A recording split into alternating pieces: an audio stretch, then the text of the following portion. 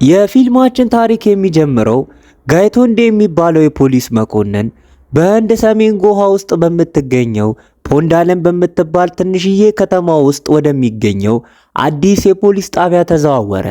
በዚያም አካባቢ ሁለት የፖሊስ ጣቢያዎች እንዳሉ ይታወቃሉ። እነሱም አንደኛው አሮጌ ጣቢያ ሲሆን ሁለተኛው ደግሞ ባለፈው ሳምንት የተመረቀው አዲሱ ፖሊስ ጣቢያ ነው። በዚያ ቦታ ቪጄ ሳልግሆንካር የሚባል በቁጥጥር ስር የዋለ የታሰረ የሚመስል ሰው ይታየናል። ታሪኩ ወደ ኋላ መለስ ብሎ ሲያሳየን ቪጄ የኬብል ቲቪ ስራ የሚሰራ ተራ ሰው ነበረ። በአንድ ወቅትም ትምህርቱን 4 ዓመቱ ላይ እያለ አቋርጦ ነበረ። ከጆሴ ጋራ በመሆን አብዛኛውን ጊዜ ቢሮ ውስጥ ያሳልፋል። ጊዜውንም የሚያሳልፈው የተለያዩ ፊልሞችን በማየት ነው። ቪጄ በጣም ደግ ሰው በመሆን ይታወቃል። የሚያውቁትም ሰዎች ሁሉ በጣም ይወዱታል። አንድ ቀን ቪጄ ማርቲን በሚባለው ሰው በሚመራውና ከፖሊስ ጣቢያው ፊት ለፊት በሚገኘው መጠጥ ቤት ውስጥ ምሳውን እየበላ ነበረ። በዚያም በጣም አዝኖና ተክዘው የተቀመጡ አዛውንት ባልና ሚስት አየ። ምን ሆናችሁ ነው ብሎ ሲጠይቃቸው አዛውንቶቹም ልጃቸው ለብድር ድርጅቱ የሚከፈለውን ክፍያ መክፈል ባለመቻሉ ጋይቶንዴ በሚባል ሙሰኛ ፖሊስ አማካኝነት ልጃቸው ለእስር እንደተዳረገ ነገሩት። እንደተረጋገጠው ደግሞ ጋይቶንዴ የብድር ድርጅቱ ባለቤት ያጎት ልጅ ነበረ። በልጃቸው ጉዳይና በፖሊስ መካከል ምንም አይነት ግንኙነት ባይኖርም ጉዳዩን ግን ለበላይ የፖሊስ አዛዥ ለመናገር ቢሞክሩ ልጃቸውን እንደሚገለው ጋይቶንዴ እንዳስፈራራቸው ይነግሩታል። ቪጄ በዚህ ጊዜ አንድ ሰው ያለ አግባብ መታሰሩን ሪፖርት ስለማድረግ የሚያሳይ ሃቢየስ ኮርፐስ የሚባለውን ፊልም አስታወሰ። ቪጄ ለሚያውቀው ጠበቃ በማስተዋወቅ ሊረዳቸው ወሰነ። ነገር ግን ብዙም ሳይቆይ ጋይቶንዴ ወደ መጠጥ ቤቱ ሲመጣ ታየ። ጋይቶንዴ ሳያያቸው ቪጄ አዛውንቶቹ ወዲያውኑ ከዚህ እንዲወጡ ነገራቸው። ቪጄ ቢሮ ውስጥ ብዙን ጊዜ ቢያሳልፍም ቤተሰቡን ግን በጣም የሚወድ ሰው ነበረ። ቤተሰቡን ከምንም ነገር በላይ ይወዳል። ከሚስቱ ናዲኒ ጋር አንጁና አኑ የሚባሉ 2 ሴት ልጆች ነበሯቸው። ናዲኒ ከቤተሰቡ ጋር ጊዜ ከማሳለፍ ይልቅ ቢሮ ውስጥ ፊልም በማየት ስለሚቆይ ቪጄን በጣም ተቆጣችው። እሷንና ልጆቹን በአቅራቢያቸው ወደምትገኝ ፓናጂ ወደምትባል ከተማ ለእረፍትና ለገበያ እንዲወስዳቸው ጠየቀችው። በጉዞ ወቅት አንጁ በትምህርት ቤት በኩል በጎሃ ለሚዘጋጅ የሁለተኛ ደረጃ ትምህርት ቤት ካምፕ እንድትወከል እንደተመረጠች ለወላጆቿ ነገረቻቸው። ቪጄም እንድትሳተፍ ፈቀደላትና አንጁ ወደ ካምፑ ሄደች። በዚያም በውበቷ የሁሉንም ሰዎች ትኩረት ሳበች። እሷን የወደዳትም ሳም የሚባል አንድ ሰው ብዙ ጊዜ በስውር ቪዲዮ ሲቀዳት ሲያነሳት ይታየ ነበረ። ቤት ውስጥ የቪጄ ወንድም ራጄሽ መጥቶ እሱንና ድርጅቱን አካባቢውን ስለሚጎዳ አንድ የማዕድን ቦታ እንደዘጉ ለቪጄ ነገረው። አንድ ቀን ማርቲን መጠጥ ቤት ምሳ ሲበላ ቪጄ ከአዲሱ የፖሊስ ጣቢያ ግንባታ ስራ ተቋራጭ ራኔ ጋር ተዋወቀ። ከጥቂት ቆይታ በኋላ ጋይቶንዴ ወደ መጠጥ ቤቱ መጣ። ቪጄ አዛውንቶቹን እየረዳቸው እንደሆነ ስለጠረጠረ በድርጊቱ አልተደሰተም ነበር።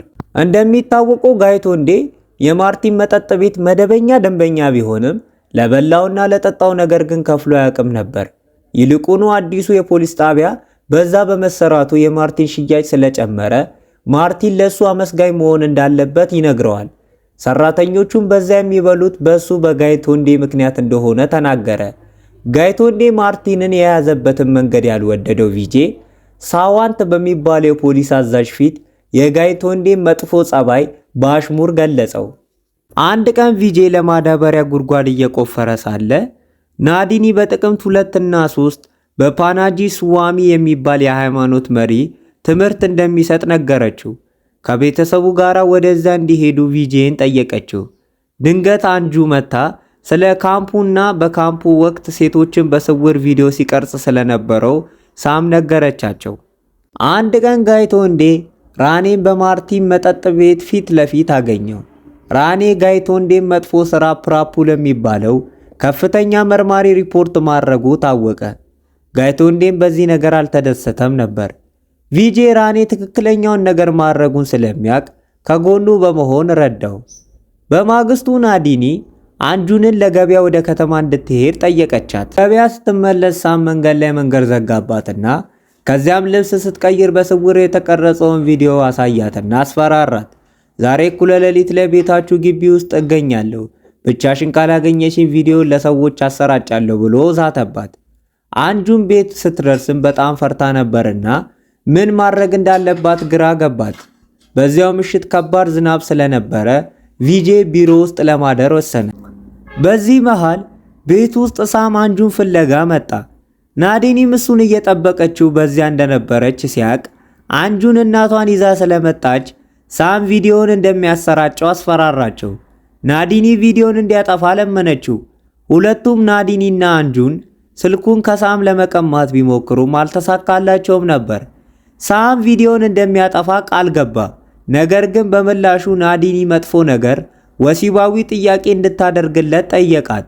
በማግስቱ ጠዋት ቪጄ ወደ ቤት ሲመለስ ቤተሰቡ በአንድ ነገር ክፉኛ ደንግጠው በማየቱ ተገረመ። ትናንት ምሽት አንድ ትልቅ ነገር ተከስቶ እንደነበረ ታወቀ። አንጁን የሳምን ስልክ በብረት ዱላ ልትመታ ስትል ዱላው ሳምን ጭንቅላቱ ላይ መታውና ወዲያውኑ ሞተ። ከዛም ስልኩን በዱላው ሰባበረችው። ቪጄን ለመጥራት ቢሞክሩም የቢሮ ስልክ ጠፍቶ ነበረ። በድንጋጤ ውስጥ ሆኖ ሁለቱም የሳምን አስክሬን ግቢያቸው ውስጥ ለመቅበር ወሰኑ። እንዳለመታደል ሆኖ ይህንን ሲያደርጉ ትንሿ ልጅ አኑ ድርጊቱን እያየች ነበረ። ናዲኒ ያደረገችው ነገር ስህተት መሆኑን ጠየቀችው። ቪጄ ግን ስህተት አይደለም አላት። ምክንያቱም ወደ ፖሊስ ጣቢያ ሄዳ ሪፖርት ብታደርግ የአንጁ ሕይወት እንደሚበላሽ ስለሚያውቅ ነው። ቪጄ እንድትረጋጋና ቤተሰቡን በማንኛውም ዋጋ እንደሚጠብቅላቸው ቃል ገባላት። ከዚያም ማስረጃዎቹን እንዲያጸዱ ነገራቸው። ቪጄ የሳምን ስልክ ሲም ካርድ ወሰደ። ምክንያቱም ሲም ካርዱ በሚሰራ ስልክ ውስጥ ከገባ ፖሊሶቹ ሊከታተሉት እንደሚችሉ ስላስታወሰ ነው። ከዚያም እሱ እስኪመለስ ድረስ ማንም ወዴትም እንዳይሄድና ቤቱን እንዲዘጉ ጠየቃቸው። የሳምን መኪና ይዞ እንደሚሄድ ተናገረ። ነገር ግን ወደ ሳም መኪና ለመግባት ሲሞክር የመኪናው የማስጠንቀቂያ ድምፅ አላርም ጮኸ። በአጋጣሚ በቪጄ ጎረቤት የነበረው ጋይቶንዴ ድምፁን ሰማ። ቪጄ ድምፁን ማጥፋት ችሎ ነበር። ነገር ግን ጋይቶንዴ እሱ መኪና ውስጥ ሲገባ ለጥቂት ሰከንዶች ውስጥ አይቶት ነበር። በመንገዱ ላይ ቪጄ የስዋሚን የትምህርት ማስታወቂያ አየና ሚስቱ የነገረችውን በድንገት አስታወሰ። ከዚያም ወደ ስልክ ቤት ደርሶ አንድ ስልክ ገዛ። ሲም ካርዱን በእጁ ሳይነካው ለሱቁ ሰራተኛ ሰጠውና ስልኩ ውስጥ እንዲከትለት ነገረው። ከዚያ አውጥቶ ሲሄድ ስልኩ ላይ የመልእክትና የጥሪ ማሳወቂያ መጣ። ከዚያ በኋላ የጭነት መኪናዎች ወደሚቆሙበት ቦታ ደረሰ። ስልኩን የጣት አሻራውን ካጸዳበት በኋላ በአንዱ የጭነት መኪና ላይ ጣለው። ከዚያም ወንድሙ ራጄሽ የነገረውን የተዘጋ የማዕድን ቦታ አስታወሰና የሳምን መኪና እዛ ወስዶ ለመጣል ወሰነ። ቪጄ ወደ ቢሮ ሲደርስ ጆሴ በከተማው የሚደረገውን የስዋሚን ትምህርት ለመከታተል ለ2 ቀናት ሄዶ እንደነበረ ነገረው። ቪጄ እንደ ሁል ጊዜ ከመቆጣት ይልቅ በጣም ደግ ሆኖ በማየቱ ጆሴ ተገረመ። ቪጄ ወደ ቤት ሲመለስ ቤተሰቦቹ ጭንቀታቸውንና ፍርሃታቸውን ከፊታቸው እንዲያስወግዱ ነገራቸው። ምክንያቱም እንደ ጆሴ ያለ ተራ ሰው እንኳን ጥርጣሬያቸውን ሊረዳው ከቻለ ልምድ ላላቸው ፖሊሶች ነገሩ ይበልጥ ቀላል ይሆንባቸዋል። ነገሮችን ለማረጋጋት ወደ ፓናጂ ይዟቸው ስለሚሄድ ንብረታቸውን እንዲያዘጋጁ ነገራቸው። ምንም እንኳን ዝግጅቱ ቀድሞ ያለቀ ቢሆንም ማንም ቢጠይቃቸው ፓናጂ ወደሚገኘው የስዋሚ ትምህርት እየሄድን ነበር እንዲሉ ነገራቸው። ናዲኒ ሳም የጎሃ ከፍተኛ የፖሊስ መኮንን የሆነችው የሜራ ልጅ መሆኑን ለቪጄ ነገረችው። ሜራ በጣም ጥብቅና ብልህና ጨካኝ ፖሊስ ናት። እሷ ለፍትህ ስትል ማንኛውንም ነገር ታደርጋለች። ሌላው ቀርቶ ሰውን ማሰቃየትና መግደልም ቢሆን እንኳን። የሜራ ባህል መሄሽ ሳም ካለፈው ምሽት ጀምሮ ቤት ስላልመጣ ተጨንቆ ነበረ። ሜራ ግን እንዳይጨነቅ ነገረችው። ቪጄ እና ቤተሰቡ ወደ ፓናጂ የሚሄደውን አውቶቡስ ተሳፈሩ። የአውቶቡሱ ሹፌር ቪጄን ስለሚያውቀው ሂሳብ እንዲከፍል አልፈቀደለትም። ቪጄ ስዋሚ ትምህርት ወደሚሰጥበት ቦታ ሄደ።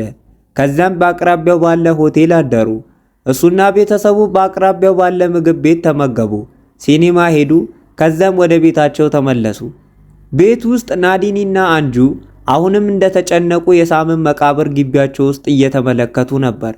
ቪጄ አያቸውና ወዲያውኑ ፍርሃታቸውን እንዲያስወግዱና እንዲረጋጉ ነገራቸው። እንዲሁም ያዘዛቸውን ደረሰኞች ሪሲቶች በሙሉ እንዲይዙ አዘዘ። አንድ ቀን ጠዋት ፖሊሶች በድንገት ቪጄን ለመጠየቅ መጡ። አንጁን ስትደነግጥ ቪጄ የሚያለቅስ ፊቷን በመሸፈን አረጋጋት። ሜራ በልጇ ላይ መጥፎ ነገር እንደደረሰ ጠረጠረች። የሳይበር ክፍል የሳምን ስልክ እንዲከታተሉት ጠየቀች። ከውጤቱም እንደታየው ሳም ከጎሃ ርቆ ወደ ካንቺፑራም እንደሄደና ከጥቂት ቆይታ በኋላ ስልኩ እንደጠፋ ታወቀ። ፖሊሶች በተተወ የማዕድን ቦታ ውስጥ የሳምን ቢጫ መኪና ሰምጣ አገኟት። መኪናውም ከሰመጠ 2 ሳምንት እንደሚጠጋ ፖሊሶች ገመቱ። ሜራ ስለ ልጇ መጥፋት በሚስጥር መመርመር ጀመረች። እንደ ምርመራው ከሆነ የሳም ስልክ የመጨረሻው ጥሪ በጥቅምት 2 ቀን ምሽት 1 ሰዓት ላይ ነበር። ከዚያ በኋላ ግንኙነቱ ከምሽቱ 4 ሰዓት ተኩል ላይ ጠፋ። ስልኩ በጥቅምት 3 ቀን ጠዋት በፓናጂ ተከፍቶ ነበር። ፖሊሶች በጥቅምት 2 ምሽት የጠፋውና በጥቅምት 3 የተከፈተው ስልክ የተለያዩ ናቸው አሉ። በዚህ መረጃ መሰረት ምርመራው በጎሃ አካባቢ ተገደበ። ማሄሽ በሳም ላይ የሆነውን ነገር እንደደረሰ እርግጠኛ ነበር። ፖሊሶች ጉዳዩን በየከተማው ላሉ ጣቢያዎች አሰራጩ። ጋይቶንዴ ቪጄን ያቺን ቢጫ መኪና ሲያሽከረክር ማየቱን አስታወሰ። ጋይቶንዴ ቪጄን ለመፈተን ወሰነ። ቪጄ ባለበት ማርቲን ላይ ሆን ብሎ ገንዘብን ጠየቀው። ነገር ግን ቪጄ ምንም ምላሽ አልሰጠም። ፖሊሶች ቢጫ መኪና ማግኘታቸውን ሲናገር ግን ቪጄ ደንግጦ ታየ። ቪጄ ሲሄድ ጋይቶንዴ ቪጄ ጥፋተኛ ከሆነ ወደ ኋላ ዞሮ ያያል ብሎ ጠበቀ። ነገር ግን ቪጄ ወደ ኋላ ዞሮ አላየም ነበር። በዚህ ምክንያት ሌላኛው መኮንን ፕራፑ ቪጄ ጥፋተኛ አይደለም ብሎ አመነ። ጋይቶንዴ ግን አሁንም ቪጄ ጥፋተኛ መሆኑን እርግጠኛ ነበር። ቪጄ ለቤተሰቡ ፖሊሶች ጥቃት ሊፈጽሙባችሁ ይችላሉ፣ ግን ቃላችሁን እንዳትቀይሩ ብሎ አስጠነቀቃቸው። ፖሊሶች ምንም ማስረጃ እንደሌላቸው ነገራቸው። ለናዲኒም ትክክለኛውን ነገር እያደረግን ነው አላት። 2 አማራጮች ብቻ እንዳላቸው ነገራት፣ እጅ መስጠት ወይም ለነጻነት መታገል። ፖሊሶች ጎረቤቶቹን ቢጠይቁም ማንም እርግጠኛ ምስክርነት አልሰጠም። ፕራፑ አንጁን የቪጄ የራሱ ልጅ እንዳልሆነች ደረሰበት። ቪጄ ሕፃን አሳዳጊ መሆኑን ሲያቅ ፕራፑ ይበልጥ አዘነለት። ጋይቶንዴ ግን አሁንም ጥርጣሬ ነበረው። ፖሊሶች አንጁንን ለመመርመር ትምህርት ቤት ሄዱ።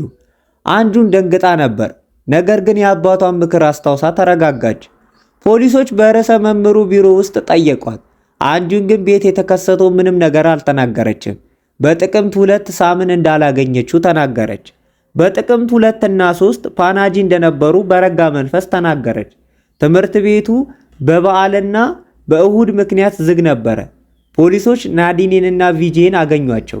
ቢጫ መኪናና ሳምን እንደማያውቁ ተናገሩ።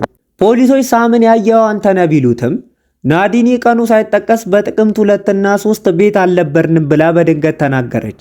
ጋይቶንዴ እዚህ ሰዓት ያሸነፈ ቢመስለውም ቪጄ ግን ቀኑን ቀድመን ከርዕሰ መምህሩ ሰምተናል በማለት ነገሩን አጣመመው። ቪጄ ጋይቶንዴ ሊያጠምደው እየሞከረ እንደሆነ ተናገረ። ቪጄ ደረሰኝም በማሳየት ቤት እንዳልነበሩ አረጋገጠ። ወጪያቸውንም ለመከታተል ደረሰኝ የመያዝ ልምድ እንዳላቸው ተናገረ። ሜራ ቪጄንና ቤተሰቡን እንድታገኝ ፖሊሶች እንዲያመጡላቸው አዘዘች። ቪጄ 4ኛ ክፍል ብቻ የተማረ ቢሆንም እየዋሸ ከሆነ በጣም ብልህ መሆን አለበት አለች። ቤተሰቡ በተለያየ ክፍል ተመረመሩ። መልሳቸው ፍጹም ተመሳሳይ እንዳይሆን ቪጄ ናዲኒ በዝርዝር ልጆቹ ግን በአጭሩ እንዲመልሱ አስቀድሞ ነግሯቸው ነበር። ይህንን ያደረገው ፖሊሶች እንዳይጠረጥሯቸው ነው። ቪጄ ፖሊሶች ሊዋሹባችሁ ይችላሉ ብሎ ቃላችሁን ግን እንዳትቀይሩ ብሎ አስጠነቀቃቸው። የቪጄ ጓደኞች እና ጎረቤቶች ፖሊስ ጣቢያ ድረስ በመሄድ ተቃወሙ። ጋዜጠኞችም ጉዳዩን አወቁት። ሜራ እንዴት አንዲት ትንሽ ልጅ እንዴት በመልሷ ላይ ትጸናለች ብላ ተገረመች። የውሸት መመርመሪያ ለመጠቀም ፍቃድ አልነበራቸውም፣ ቪጄ ጥፋተኛ ሆኖ እስካልተገኘ ድረስ። ሜራ ቪጄን ያዩ ሰዎችን ፖሊሶች እንዲጠይቁ ነገረች። የሆቴል የአውቶቡስና የምግብ ቤት ሰራተኞችም ተጠየቁ። ራጄሽ ቪጄን ቢጠይቀውም ቪጄ ዝም አለ። የእርሱ እርዳታ የሚያስፈልግበት ጊዜ እንደሚመጣ ብቻ ነገረው። ሁሉም ምስክሮች ቪጄ በጥቅምት 2 እና 3 ፓናጂ እንደነበረ መሰከሩ። የሆቴል ደብተሩንም አረጋገጠ። ቪጄ የስዋሚን ትምህርት በዝርዝር ተናገረ። ስዋሚን ቪጄ መምጣቱን መሰከረ። ሜራ ግን አሁንም ቪጄ እየዋሸ እንደሆነ ተሰማት። ቪጄ ከኤቲኤም ገንዘብ እንዳወጣ ሜራ ሰማች። በጥቅምት 3 የነበረው የካሜራ ምስል ለማየት ጠየቀቻቸው። ቪጄ ግን ከፖሊሶች አንድ እርምጃ ቀድሞ ነበር። ቪጄ ሆን ብሎ ቀድሞ ያገኛቸውን ሰዎች በሙሉ በማግኘት በጥቅምት 2 እና 3 እንደተገናኙ በማሳሰብ ትውስታቸውን አዛብቶት ነበር። የሷሚን ትምህርት በዝርዝር የተናገረው በቪዲዮ ተቀርጾ ስላየው ነበር። ብቸኛው ማስረጃ የኤቲኤም ምስል ቢሆንም በጥቅምት 3 ቪጄ ገንዘብ ሲያወጣ ታየ። ሜራ ቪጄ በጣም ብልህ ነው ብላ ተናገረች። እሱና ቤተሰቡ ፓናጂ የሄዱት በሌላ ቀን እንደነበረ ገመተች። ቪጄ ልጆቹን የታካሚ ማዘዣ ቀረበ። ሜራ ቪጄ በጥቅምት 3 ያደረገውን ሁሉ ደጋግማ ለመስራት ሞከረች። ቪጄ ብቻውን ሄዶ 4 ቲኬቶችን በመቁረጥ ደረሰኞችን አግኝቶ ነበር። በማግስቱ ደግሞ ቤተሰቡን ይዞ ሄዶ ያንኑ ነገር ደገመ። በሆቴል መዝገብ ላይም ስሙን ጨምሮ ነበር። ቪጄ ፖሊሶቹን በሙሉ ተጫወተባቸው። ሜራም ማስረጃ ስላልነበራት ቤተሰቡን በኃይል ለማናዘዝ ወሰነች። ቪጄና ቤተሰቡ በድጋሚ ተወሰዱ። ራጄሽም ጋዜጠኞችን በመጥራት ቪጄን ረዳው። ምንም እንኳን እቅዱ ቢታወቅም ቪጄና ቤተሰቡ አልተናዘዙም። ድብደባ ተጀመረ። የሳም ጓደኛ አሌክስ ሳም አንጁንን በቪዲዮ ሊያስፈራራት እንደነበረ ተናገረ ለሚራ። ሚራ ተገረመች። ነገር ግን ቪጄ እውነቱን እንዲናገር አሁንም ጠየቀችው። ቪጄ ግን አሁንም አላቅም አላት። ጋይቶንዴ አኑን ለብቻ በመውሰድ ኢላማ አደረጋት። ናዲኒና አንጁ ሊናዘዙ ሲሉ ቪጄ እስር ቤት አትገቡም ብሎ ቃል በመግባት ከለከላቸው። ማሄሽ ድብደባው ይቁም ብሎ ጠየቀ። ምክንያቱም የሚደረገው ነገር ከህግ ውጪ ስለነበረ። ጋይቶንዴ አኑን በጥፊ መታት። አኑ ደንግጣ ሳምን የቀበሩበትን ቦታ ተናገረች። ፖሊሶችም ወደ መቃብሩ ሄዱ። ጋዜጠኞችም በቦታው ነበሩ። ቦታ ሲቀፈር የበሰበሰ ሽታ መጣ። ነገር ግን የተገኘው የሞተ እንስሳ አስክሬን ነበር። ህዝቡ ተቆጥቶ ጋይቶንዴን እንደበደቡት፣ ፖሊሶች ቤተሰቡን አሰቃይተዋል የሚል ዜናም ተሰራጨ። ጋይቶንዴም ከስራ ተባረረ። ሜራም ከስራ ታገደች። ናዲኒ ለሜራ ቤተሰብ አዘነች። ቪጄ ግን ሁኔታው ቢገለበጥ እነሱም ተመሳሳይ ያደርጉ ነበር አላት። ቪጄ አስክሬኑን በጥቅምት 3 ምሽት ቀይሮት እንደነበረ ነገራት። ቪጄ ሚስቱን እንኳን ሳይናገር ሚስጥሩን ጠብቆ ነበር። አንድ ቀን ሜራና ማሄሽ ቪጄን እንደ ወላጅ አገኙት። ሳም በህይወት መኖሩን ብቻ ንገረን ብለው ተማጸኑት። ቪጄ ሳምን እንደገደለው በአሽሙር ተናዘዘ። ይቅርታም ጠየቀ። ለቪጄ ቤተሰብ ከምንም በላይ እንደሆነ አስፈላጊ እንደሆኑ ተናገረ። ቪጄ ወደ አዲሱ ፖሊስ ጣቢያም ሄዶ መዝገብ ላይ ፈረመ። አዲሱ ኢንስፔክተርም አስክሬኑ መገኘቱ አይቀርም አለው። ቪጄ ግን አዲሱ ጣቢያ ይጠብቀኛል ብሎ ወጣ። ታሪኩ ሳያበቃ የታወቀው ትልቁ ሚስጥር ቪጄ የሳምን አስክሬን የቀበረው በአዲሱ የፖሊስ ጣቢያ ወለል ስር ነበር። አሁን ታዲያ ይህ ፊልም ምርጥ ፊልም ነው። ያው ዛሬ አርብ ስለሆነብኝ ነው እኔ ቶሎ ልፖስትላቸው፣ ለነሱ ምርጥ ነው ይሄ ፊልም ይዩት ብዬ ነው እንጂ በጣም ምርጥ አድርጌ ልሰራላችሁ አስቤ ነበር። ግን ይሄ ፊልም ሊያመልጣችሁ አይገባም። በቃ እናንተ ማየት አለባችሁ። ይሄ ፊልም ምርጥ ፊልም ነው። በእኔ ይሁንባችሁ። በቃ ምርጥዬ ፊልም ነው እና ለማንኛውም እንደ ሁልጊዜም እወዳችኋለሁ። ያው ሰብስክራይብ ማድረግ አይረሳ። ሰብስክራይብ ብታደርጉኝ በጣም ደስ ይለኛል። እስቲ በቃ ቻሌንጅ አድርጉኝ። በቃ የሆነ ሰብስክራይብ እያደረጋችሁኝ ለእናንተ በቃ ይበልጥ ልትጋላችሁ። በእናታችሁ ሰብስክራይብ አድርጉኝ። ወዳችኋለሁ። ለማንኛውም